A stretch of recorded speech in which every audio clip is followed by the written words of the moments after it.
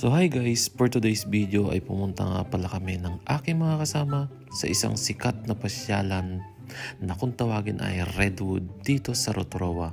So mga halos nasa 45 minutes simula sa bahay hanggang dito guys. Pagbungad nga namin sa lugar ay talaga namang mamamangha ka dahil napakaganda at napakaaliwalas at syempre talaga nang ma-amaze ka sa lugar. Pwede ka tumawid sa kabilang puno gamit ang tulay na yan at sobrang safe mo magagawa ang mga bagay na yan simula dyan hanggang dun sa dulo. At sinimulan na nga namin maglakad-lakad. Habang naglalakad nga kami ay napansin namin itong malaking bilog na bakal. Nang nilapitan at sinilip nga namin ay nagulat kami sa amin nakita. Dahil ito pala ay CR. Grabe ang linis at ang ganda.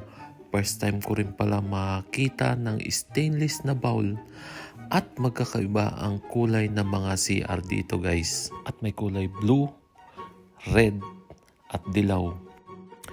Sa sobrang tuwa nga namin, nag-iwalay kami.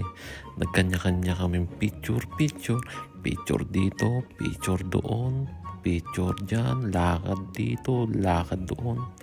At yung isa pa nga na si Amy ay naghahanap ng kahoy para gawin niyang selfie stick para daw mas maganda ang anggulo na makukuha niya. Kaya nakapaghanap tuloy siya ng kahoy at nagbilang na siya 1 and 2 and 3 waki. Grabe, ang lalaki at ang tataas ng mga puno guys. Imagine, yung isang puno na yan, sa sobrang laki, makakapagpatayo ka na ng isang bahay. So yun na guys, pag napunta kayo dito sa New Zealand, isama nyo sa bucket list nyo at panigurado kung hindi kayo magsisisi once na napuntahan at napasyalan nyo yung lugar na ito.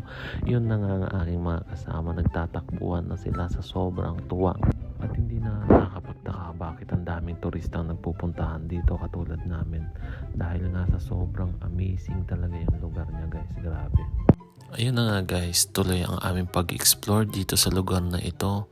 At yun na nga, hindi natin alam kung gaano katagal o ilang taon nang nakatayo itong mga punong kahoy dito.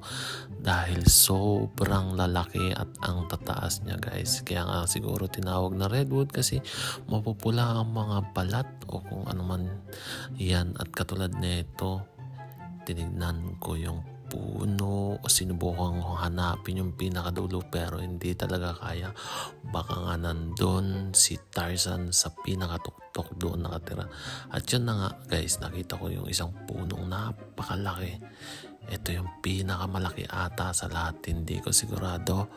Pero pagmasdan nyo yung video, yung picture, grabe guys, ang laki talaga, kakaiba. Hindi ata mayakap ng ilang tao to para lang akapin o masukat kung gaano kataba.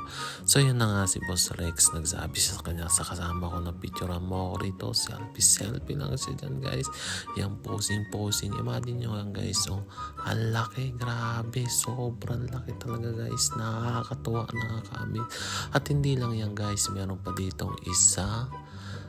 Yan, at meron din doon ulit, pangatlo.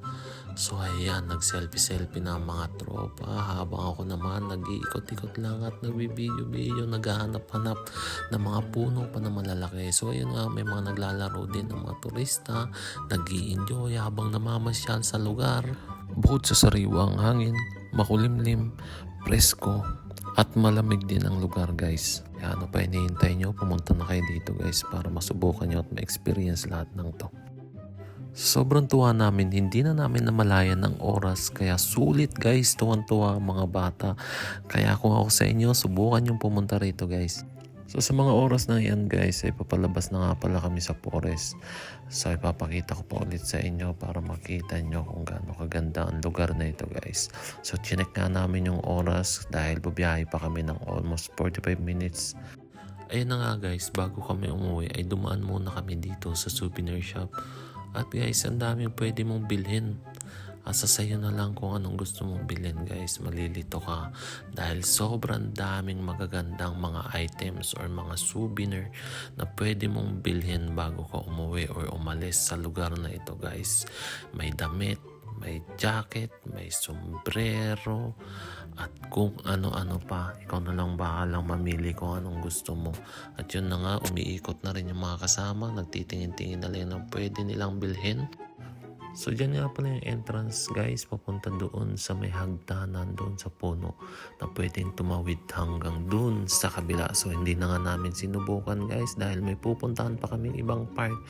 So ayan, hanggang dito na lang ang ating vlog guys. Sa susunod ulit dahil papakita ko sa inyo yung ibang park na pupuntahan pa namin. So ayan, pasilip ulit sa mga CR na ang gaganda.